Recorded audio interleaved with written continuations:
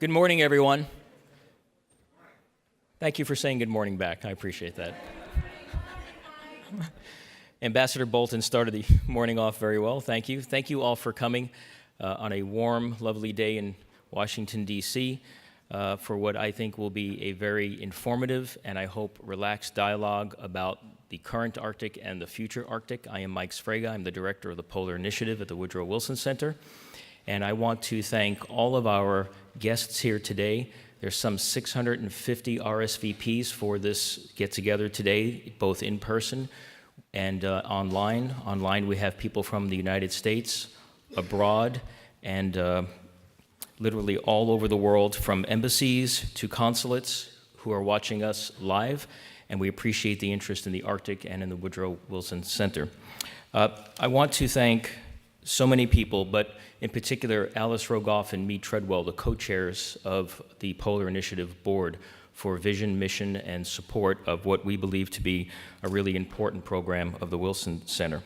I also want to thank the many panelists over the next 2 days.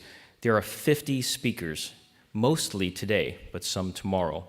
The moderators for all of the work done in preparation, and of course, all of you for contributing. I want to particularly thank our colleagues from Russia who have been partners from the very beginning. Our colleagues will be speaking later today, but thank you so much for traveling to Washington, D.C. for this important event.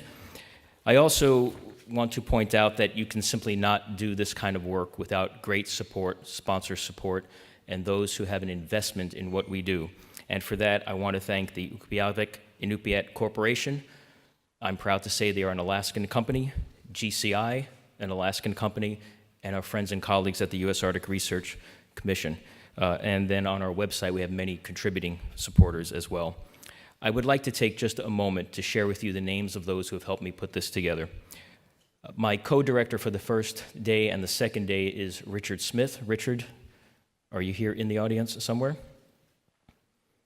Richard's off to my right. When you see Richard, you'll know that he helped in every facet of this program. John Tyler, Kathy Butterfield, Maria Stella Gatzoulis, Brody Ladd, Jack Durkee, Courtney Beach, Lauren Booth, Megan Jekyll. 36 folks at the Wilson Center helped put this together, including my colleagues at the Kennan Institute, the Canada Institute, and the Environmental Change and Security Program. I tell you that now so that you know who has helped me and us put this together. I also want to say a special hello to our friends at the U.S. Air Force War College, and this is Lieutenant Colonel Spinelli's class that is watching us online right now, and we know there's other cadets from other organizations around the country watching us as well. So welcome to those who are watching us abroad. With that, I would like to say that I am proud and honored to have partnered with President Grimson and the Arctic Circle. They are the brand for the Arctic. What President Grimson and Alice Rogoff built with the Arctic Circle has simply become the big tent for important issues to be discussed about the Arctic. And for us to be related to the Arctic Circle and for this program to have now partnered with and will continue on with the Arctic Circle is a great honor to us. It also recognizes the interest and the importance of the Arctic. With that, I would like for you to welcome to the podium President Grimson, the chairman of the Arctic Circle.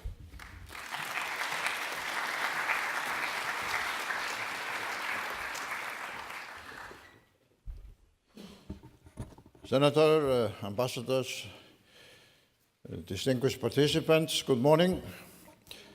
Thank you for being here with us today. And I was reflecting walking in here this morning that I think it is appropriate that we assemble in the Ronald Reagan building because due to his efforts, which produced the end of the Cold War, we have been able in the last 20 or 30 years to witness constructive cooperation and enhancing dialogue and various projects and activities, as well as scientific discoveries throughout the Arctic. If the Cold War was still with us, we wouldn't be here today in the spirit and with the program that we have decided to follow. It is perhaps also worth reflecting here this morning that the Arctic was for centuries completely unknown to the enlightened, knowledgeable part of the Western world. It had been inhabited by the indigenous people for centuries.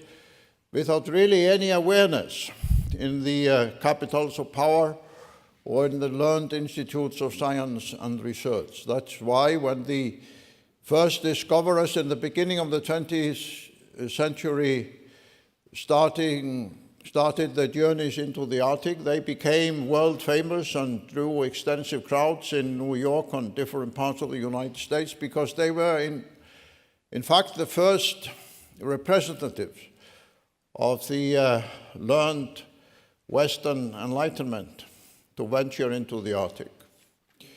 And then, of course, the Cold War, due to the military confrontation, especially between the United States and the Soviet Union, closed this territory again for most part of the second half of the 20th century. So it wasn't really until the Cold War ended following the summit of President Reagan and Gorbachev in Iceland in 1986 that the states of the Arctic, as well as other members of the global community, were able to come together in constructing a new system of cooperation and dialogue in this important part of the world. And the Arctic is indeed a very important part of the world. I often emphasize that perhaps the concept the Arctic is misleading in the global context because in reality we are talking about a big part of the planet, ranging from Alaska over the huge Canadian territories onwards to Greenland, which is half the size of Western Europe, across the northern part of the North Atlantic to Iceland and the northern part of the Nordic countries into the Arctic Oceans, and across 7 time zones in the northern part of Russia. In fact, it is a part of the planet almost the size of Africa. And we are only in the beginning of the first decades of mapping out how we conduct ourselves in this important part of the planet. And its importance, of course, is especially enhanced because of the evolution of climate change and the melting of the ice and the glaciers in recent years and times, as well as the discovery of various resources of great importance for the 21st century economies. That is why countries like China, Japan, Korea, Singapore, as well as Germany, France, and the United Kingdom and others are now active participants in the evolution of the Arctic. So what was 100 years ago a remote and unknown part of the world has now in fact become a global playing field. And if one doubted that, you should have joined me a few weeks ago in Dalian in China for the Nordic-China Arctic Dialogue, where the representatives of the Ocean Administration of China and the leadership of Dalian and the big shipping company COSCO presented the decision by the Chinese authorities that Dalian would serve as the Arctic port of China. The mere fact that China has now a formal Arctic port and the Dalian Maritime University has an extensive program to study and do research on Arctic shipping should be a wake-up call for us all. We will also hear during this forum listen to the Arctic ambassador of Korea, of the very enlightened and impressive program that Korea is engaged in the Arctic. And it might also be of great relevance to the American leadership that such a formidable gathering of bilateral allies of the United States, both in Asia and Europe, Japan, Korea, Singapore, France, Germany, United Kingdom, are all now considerable, strong Arctic partners. And this can be witnessed every year at the Arctic Circle Assembly in Iceland, which, as was mentioned, I was privileged to launch together with my American friends, Alice Rokoff and others, just 4 years ago. It's not a long time, 4 years. But during that time, we have seen the assemblies in Iceland in October every year grow to 2,000 participants from more than 50 countries. It is an extraordinary demonstration of the global importance of the Arctic, because however good we are at organizing things, Alice and I and a few others, we couldn't bring together every year 2,000 people to Iceland from more than 50 countries, including leaders like the former President of France, the Prime Minister of Scotland, the Secretary General of the United Nations, formal representation and delegations from President Xi Jinping of China and Chancellor Merkel of Germany, if there was not a monumental transformation taking place. And this is why, of course, the future role of the United States and Russia in the Arctic is so important. Not just for the Arctic, but also for the entire world. Not just for the United States or Russia, but also for the entire world. And that is the reason why, together with the Wilson Center, the Arctic Circle has organized this forum here today and tomorrow in the Wilson headquarters of the Wilson Center and in the Ronald Reagan building, in order to further the dialogue on the future of the Arctic and the future role of the United States and Russia, especially now after the United States has concluded a very successful chairmanship of the Arctic Council. A chairmanship which was made successful, among other things, by the constructive cooperation from Russia during that period. And in this, let me call it a circus of stories and media discussions and television shows and investigations and whatever you want to call it about Russia and the United States, it's very important not to lose sight of the fact that in the last 2 years, these important countries have demonstrated to the world that they can have a very constructive, productive relationship with regard to one of the most important parts of the planet. And when Secretary Tillerson celebrated that success, when he handed over the chairmanship of the Arctic Council to Finland, we all thanked the United States for its constructive leadership, including our Russian friends. So perhaps here today in the Ronald Reagan building, we are also adding an important dimension to a dialogue in this town and in this country about the future of our relationships and our efforts. This forum is the fifth in the series of separate forums specialized in nature which the Arctic Circle has initiated in the last 2 years. The first one was in Alaska in August of 2015 on ports and shipping. The second one was in Singapore in the November of that year on the view of the Asian countries towards the Arctic. The third one was in Greenland in May of last year. It turned out to be the largest international gathering ever to take place in the history of Greenland. The fourth one was in Quebec last December on regional development in the Arctic, and now the fifth one is here in the Ronald Reagan building on the United States and Russia in the Arctic. And the next one we have just agreed on a few weeks ago will be in Scotland, hosted by Nicola Sturgeon and the Government of Scotland under the important title Scotland and the New North. It will be a pioneering effort for the Government of Scotland to look north of Scotland instead of focusing all their attention on the relationship with London. So let me conclude here this morning by thanking all of you for being here today, by thanking the Wilson Center especially for this fascinating cooperation, which I hope will be a beginning of a long and productive relationship between the Arctic Circle and the Wilson Center. And it's very important for the United States and for this town to have the Wilson Center engaged as a platform for continuous dialogue on the Arctic now when the US has handed over the chairmanship to other countries. And in addition to thanking the Secretariat of the Arctic Circle, I also especially want to thank Mike Fraga for his extraordinary work in bringing this together in such a short time.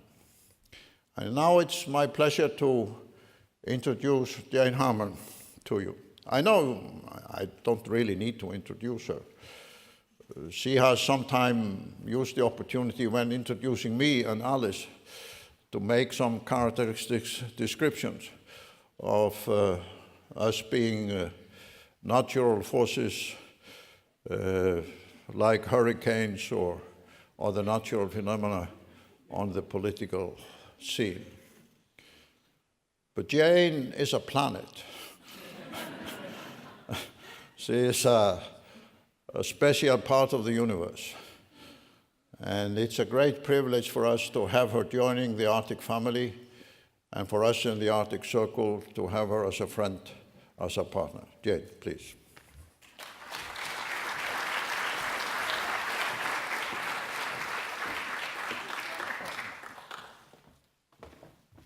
Oliver, I'm sad that that introduction was so short. I was loving it. I've never been called a planet before. We do know about Hurricane Alice, however.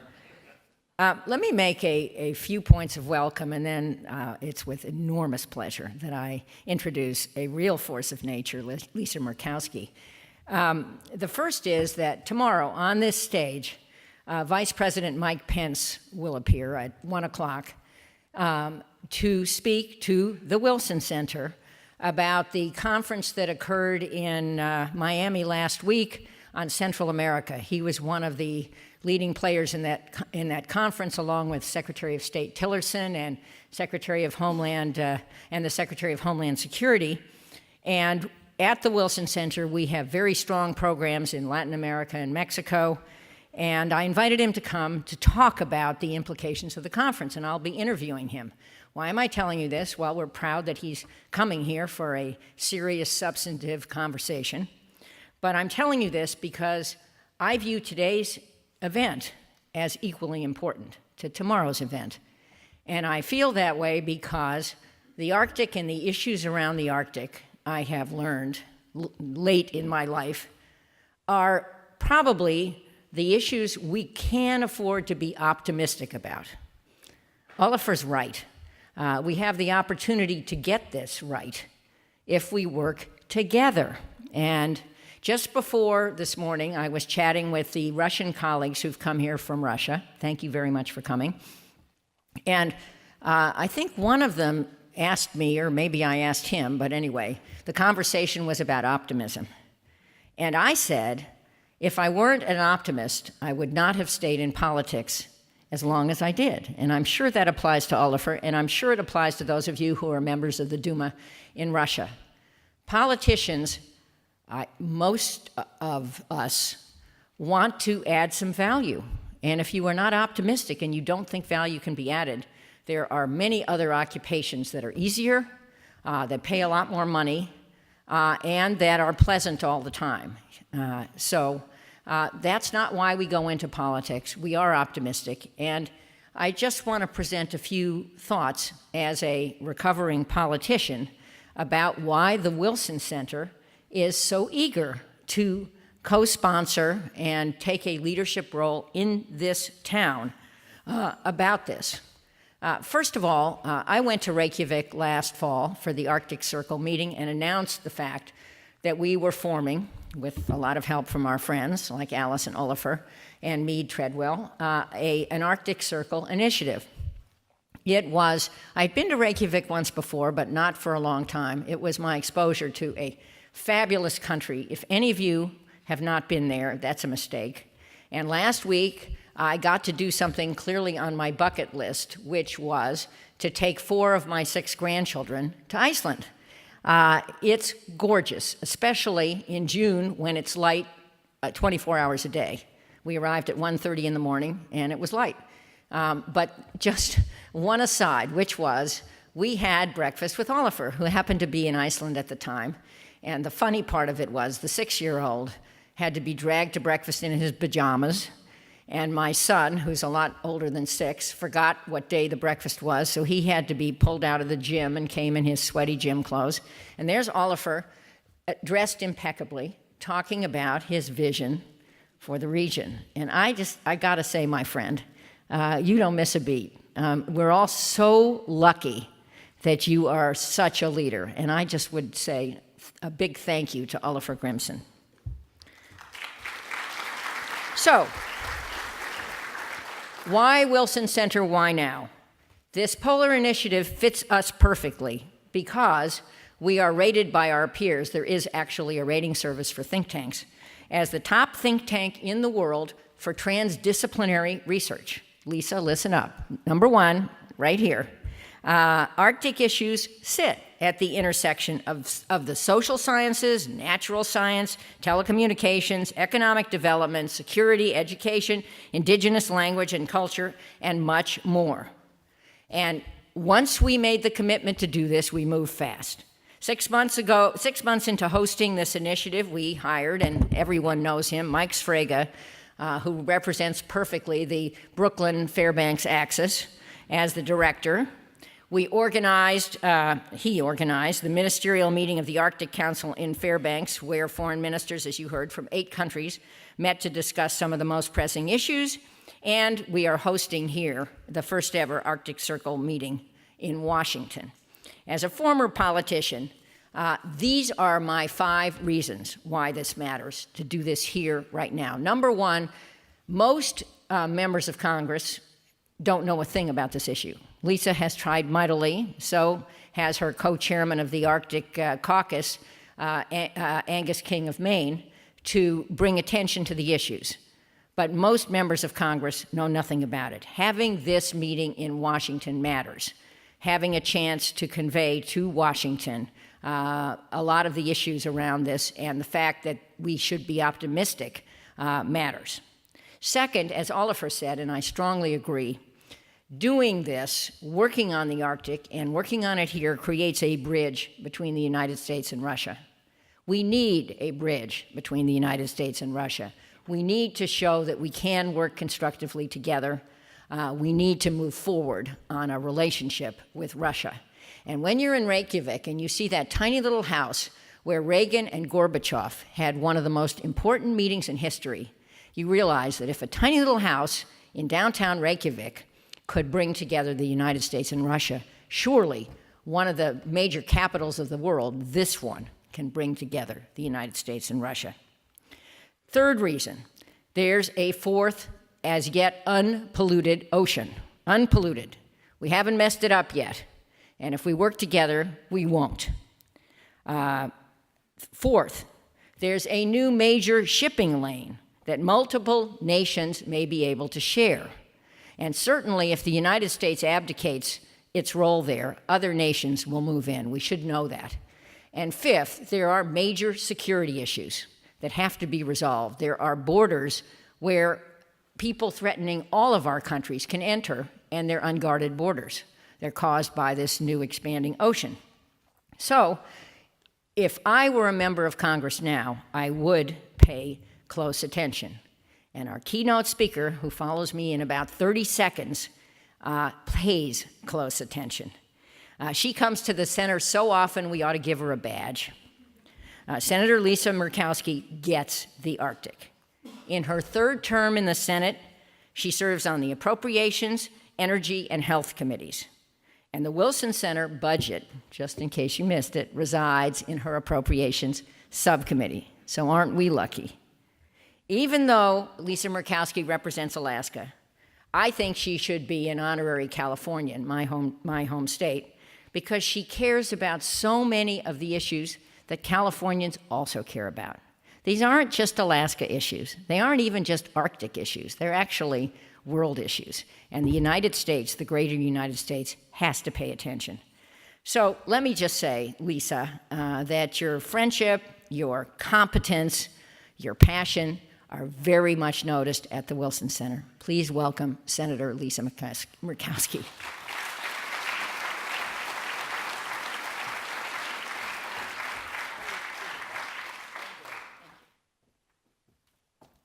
Jane, thank you.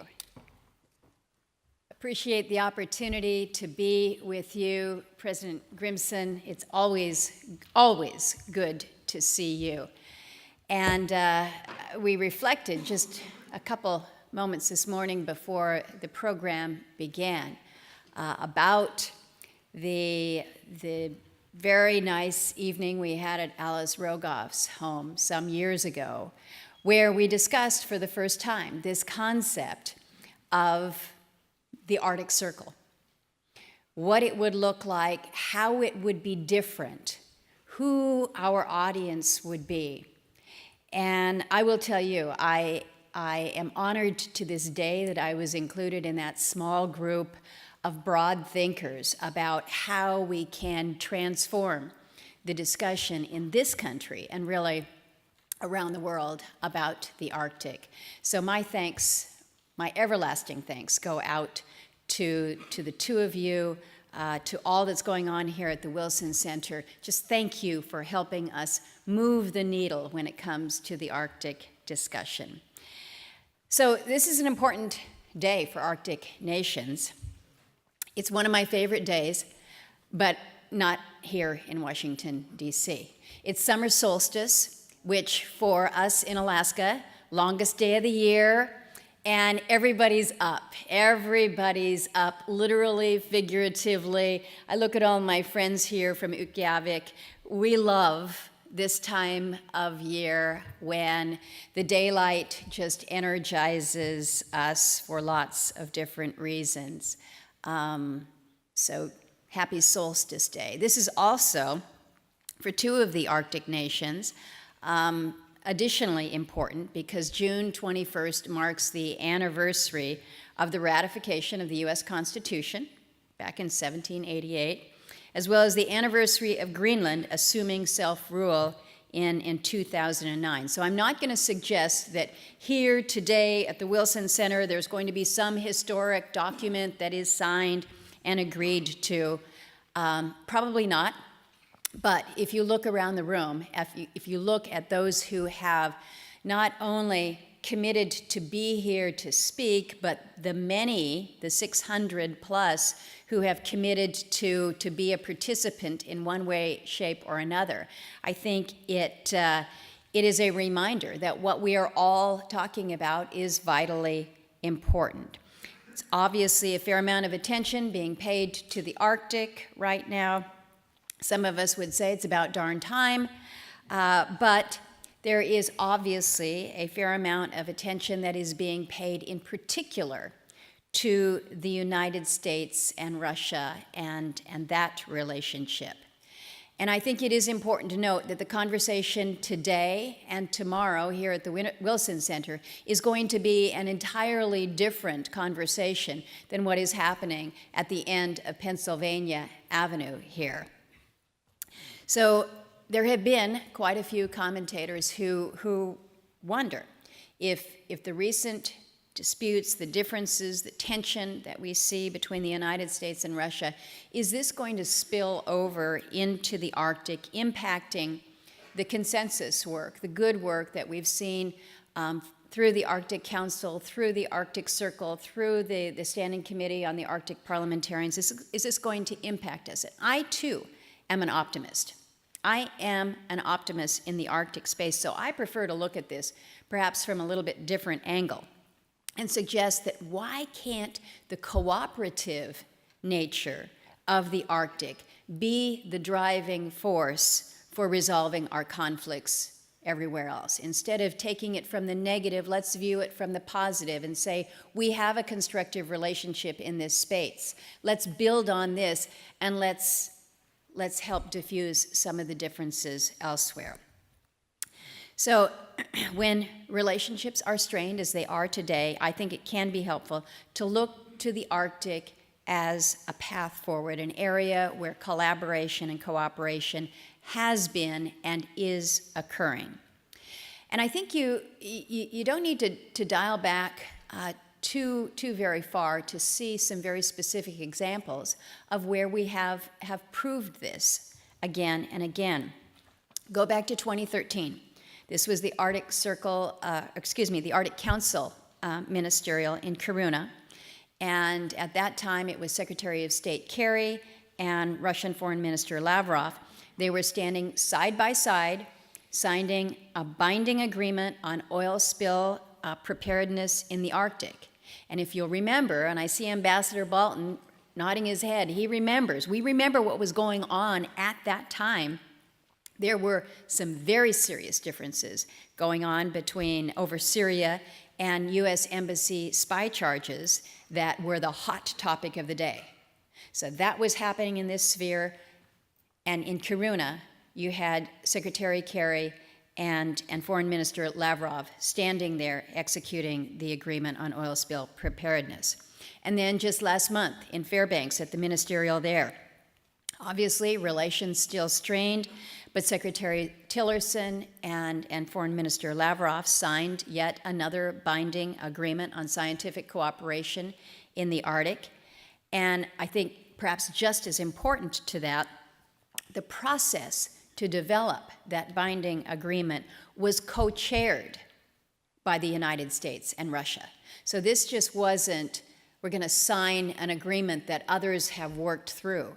It was the United States, it was Russia coming together with this scientific cooperation agreement, penned by them. The Arctic Council also launched the new Arctic Ship Traffic Data Cooperative Agreement at the Fairbanks Ministerial. The intent is to have a better understanding of the ships that are operating in the Arctic, collecting information, to develop trend analysis and the like. And this is important, of course, because shipping through the United States portion of the Arctic has increased by nearly 60% over the past 8 years. We all know it's expected to grow as sea ice diminishes.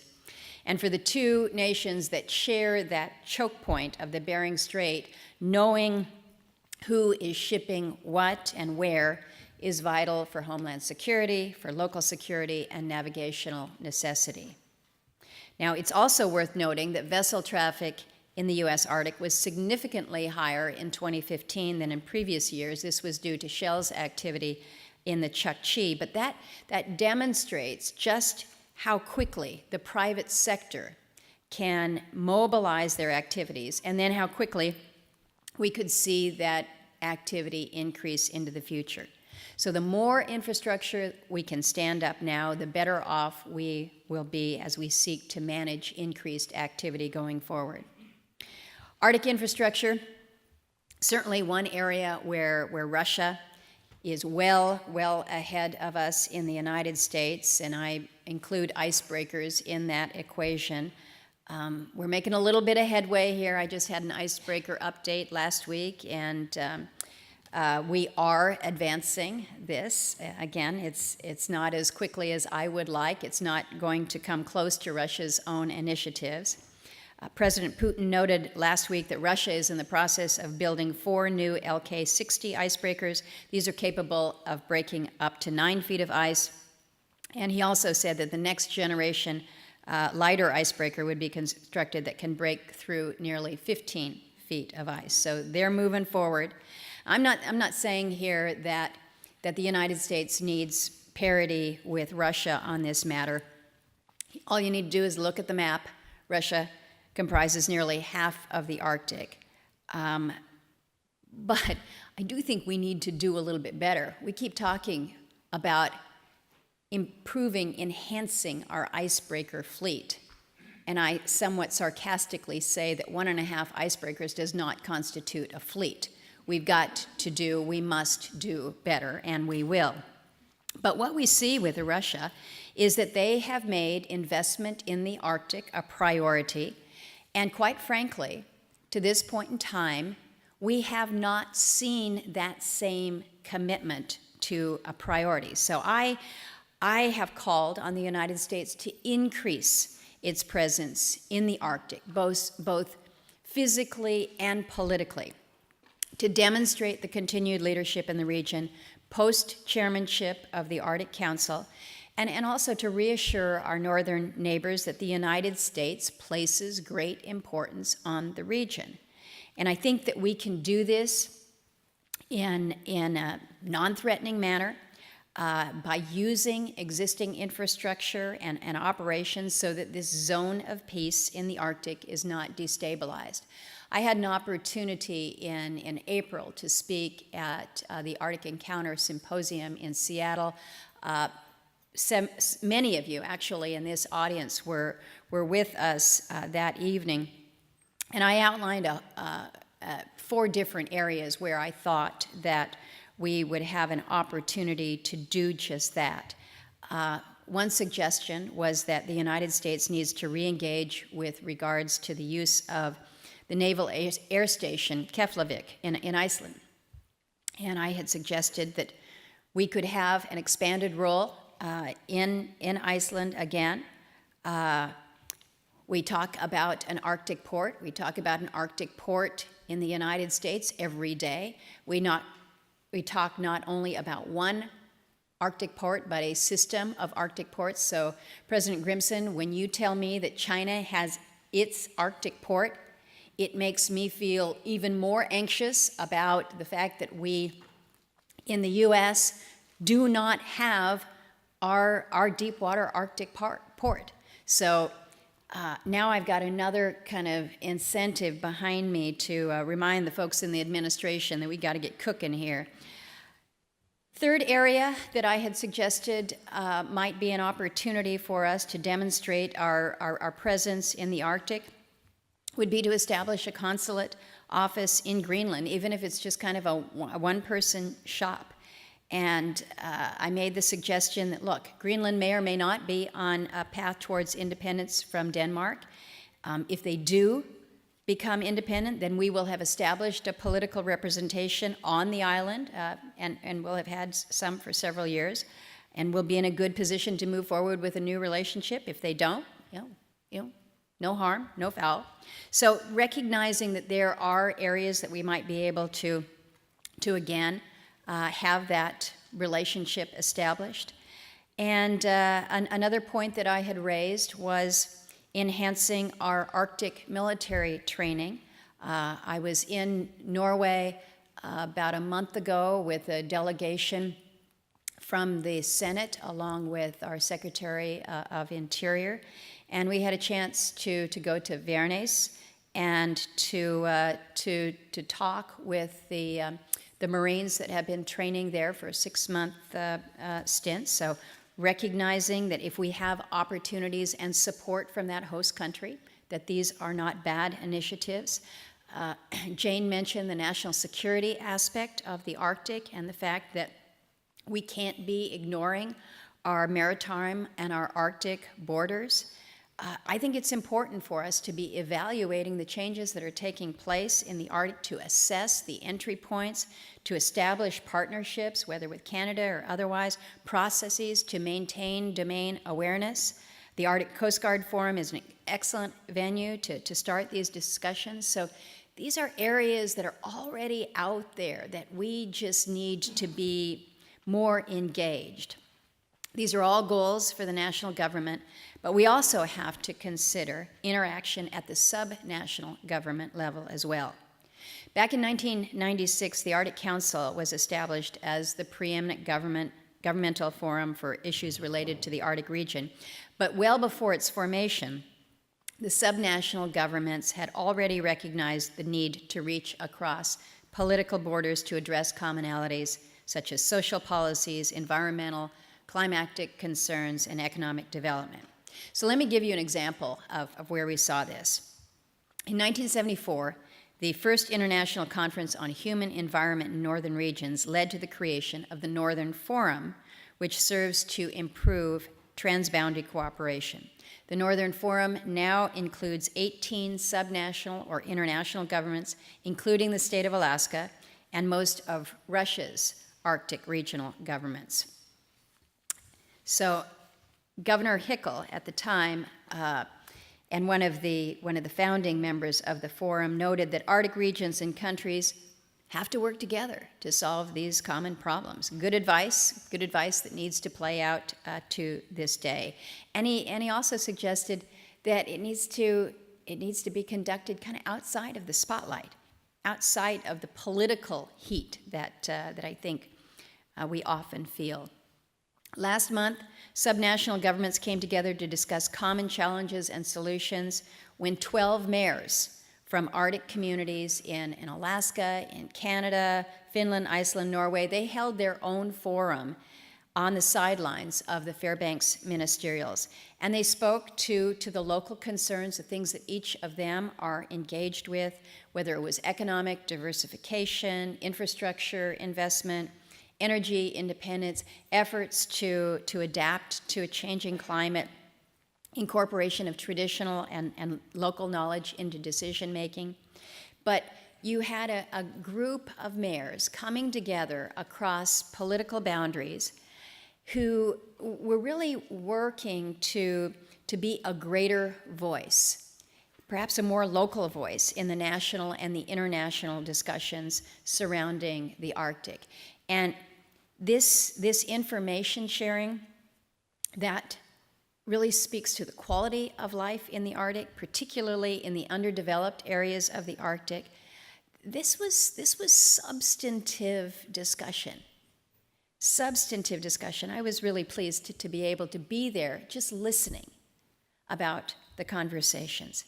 And then a little bit further back in March, the Wilson Center's Polar Initiative, which was mentioned in conjunction with Canada's Centre for International Governance Innovation, held a forum called the North American Arctic, Building a Vision for Regional Collaboration.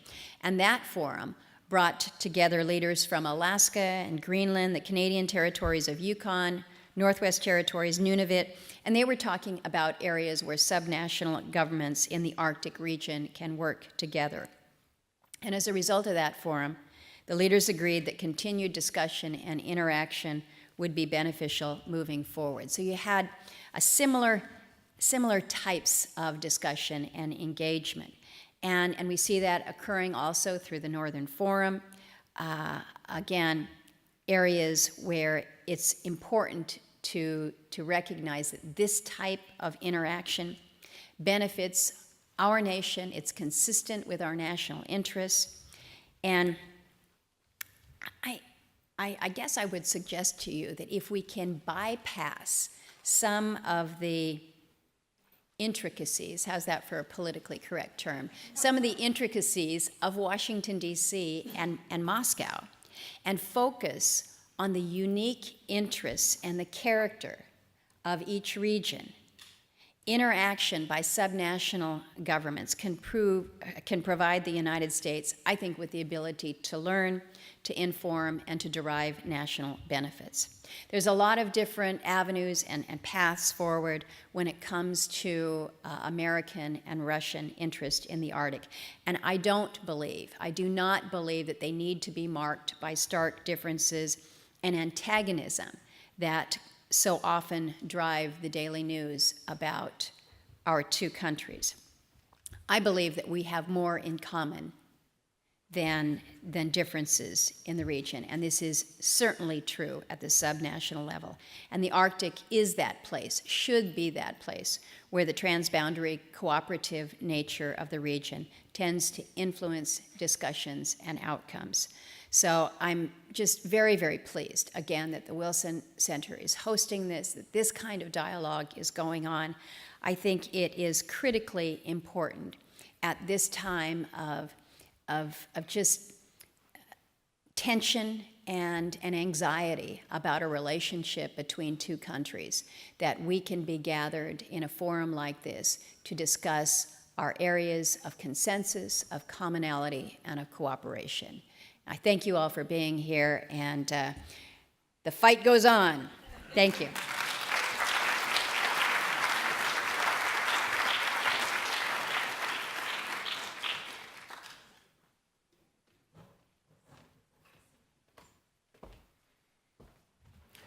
Thank you, Senator Murkowski. As an Alaskan, I'm obviously very proud that we have a senator who speaks for our state, our nation, and inclusively for the Arctic. Thank you so much for taking time out of your day, Senator, to be with us. It's now a pleasure to introduce Alice Rogoff. Many of you know Alice is a fundamentally important model for us in the Arctic. She is the publisher of Arctic Now, Alaska Dispatch. She is co-chair of the Polar Initiative, and she has been my guiding light in anything Arctic related. So Alice, the microphone is yours.